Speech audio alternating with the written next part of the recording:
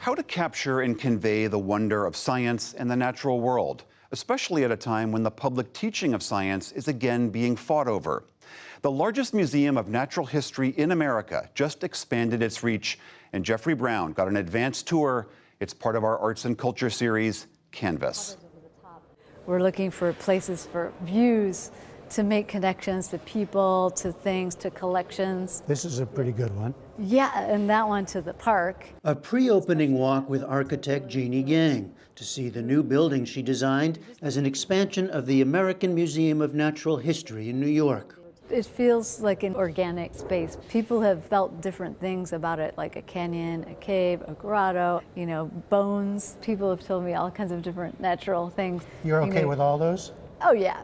Everywhere you look, especially in the 5-story atrium, soft curves and shapes, with outside light pouring in.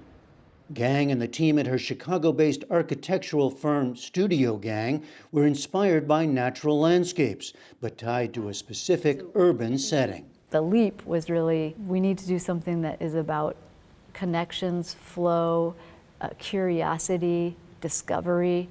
And so those were things that led us to creating this porous structure with lots of openings, lots of connections, almost like in a landscape where you would be curious to go explore little crevices and niches and go through openings.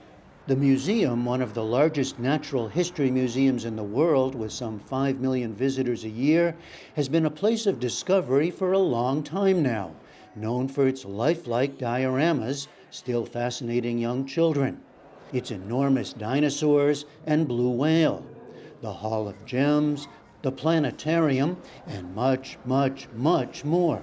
And yes, this is where Ben Stiller spent a memorable night at the museum in the 2006 film. The thing doesn't even look real. But it's also a major research and education institute, and the new Gilder Center for Science Education and Innovation, a $431 million expansion, offers more space for that as well.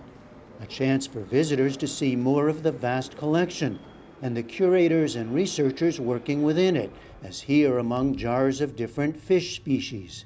It's the kind of experience Sean Decatur, a biochemist, former head of Kenyon College, and now president of this historic museum, knows firsthand. I participated in after-school and summer camp programs at the Natural History Museum in Cleveland, where I grew up.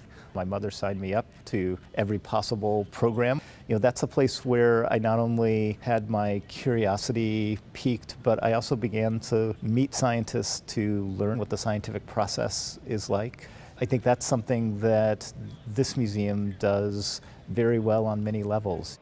Now a museum known for going big highlights the small, with a live insectarium for encounters with the planet's most diverse group of animals, and a butterfly vivarium to learn about life cycles, short and different species, or to simply flutter about and enjoy. Where we are right now, we're actually inside a human brain. This is a digitized human brain.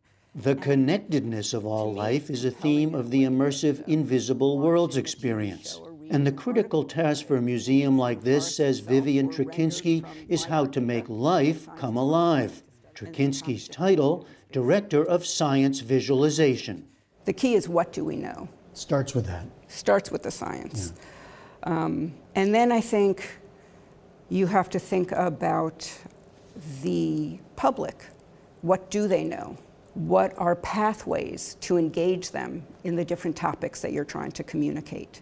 And so between the science and public interest, you find an area that is so ripe for creativity and different ways to communicate different topics to different audiences.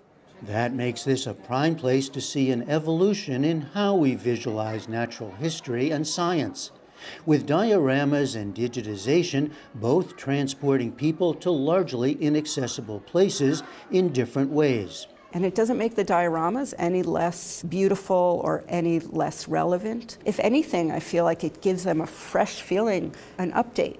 Because when you walk into that digital theater and you see those curved walls with the landscapes projected on them, you're reminded of the dioramas. It's a digital diorama. It's an echo of what the museum has been creating for more than 150 years. Cool stuff for sure. But science today is a hot-button cultural and political arena. Think of battles over vaccine mandates and climate change policy. Incoming museum president Sean Decatur approaches this as the educator he's been his entire professional life.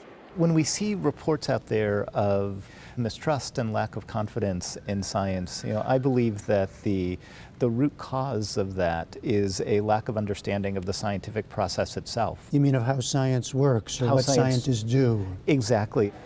Science has to be accessible to everyone. Everyone should be able to have the opportunity to develop literacy and fluency in scientific thinking and scientific ideas. If we don't do that, we risk losing a lot of talent who will hopefully help us to solve many of the problems that we're facing down the road, but we'll also have real challenges in terms of policy making and decision making broadly.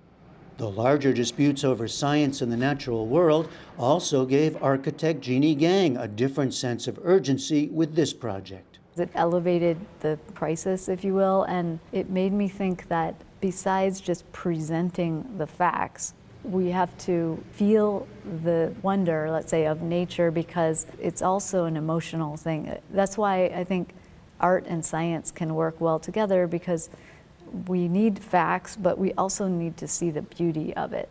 That includes the architect herself, who couldn't help cast her eyes around the new library she designed for the Gilder Center. I noticed you looked that way. Yeah. And you liked it, right? I did, yes. Why? Well, I was noticing like how the light is working on the outside surface, but how the portal allows you to see beyond. And it's working for you. Yes, You're it is. happy. Yes, I am. I'm wanting to go over there and explore it right now. That, of course, is what everyone involved here hopes future visitors will feel as well. For the PBS NewsHour, I'm Jeffrey Brown at the American Museum of Natural History in New York.